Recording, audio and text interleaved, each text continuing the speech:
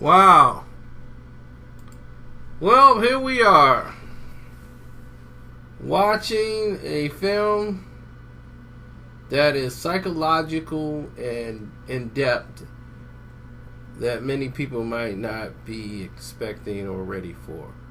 Thoroughbreds. Thoroughbreds is a very interesting film. Childhood friends, this girl named Amanda and Lily. They're basically reconnecting in the suburbs of Connecticut. They've grown apart, and one's become very numb to society. As people, period. Just disconnected. She had an incident with a horse that their family owned. They're very rich families they come from, so money has never been an issue for them. It's trying to exist in this waterfront mansion that they live in, so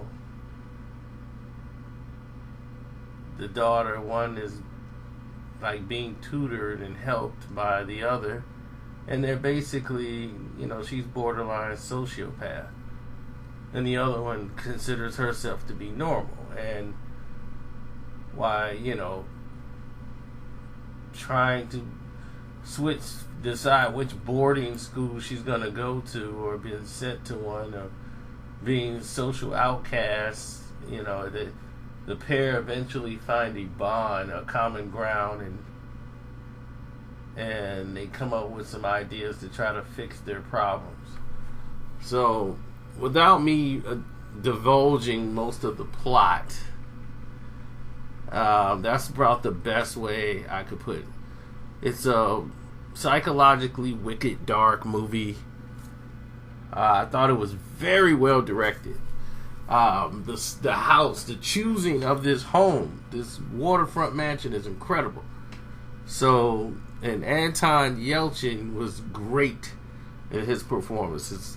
For his last role that we were going to see him in, from what I heard, this was the last one that he done. He delivered. I mean, really delivered in his role. And he was outstanding. Of course, you guys don't remember Anton Yelchin, who was on his way rising to the top, had a freak accident with his car, and it ended up crushing him while he was trying to get out his gate from his home.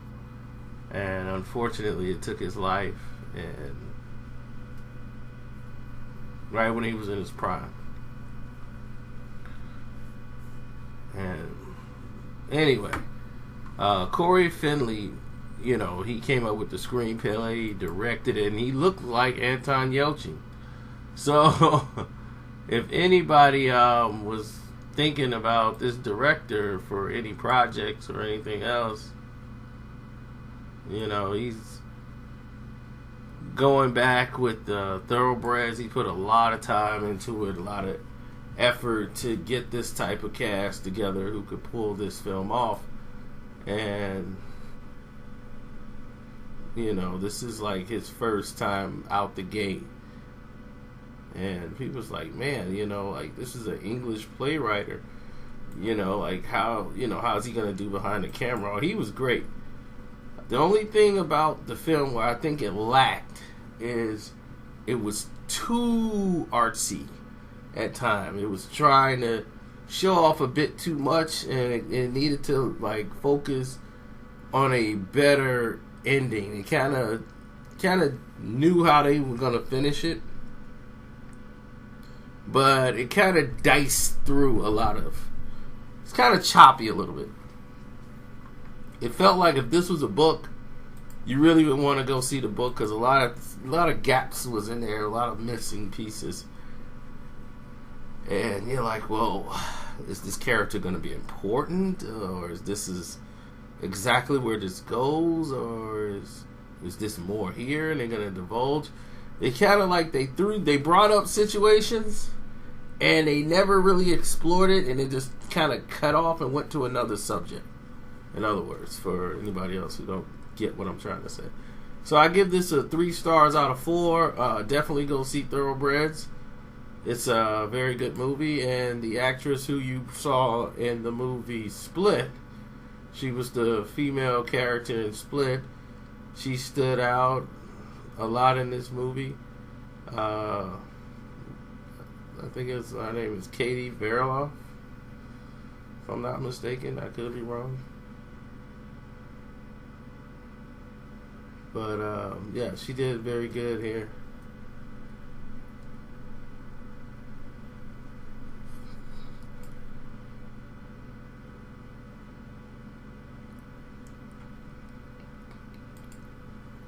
Yep, that's it. That's it. That's all.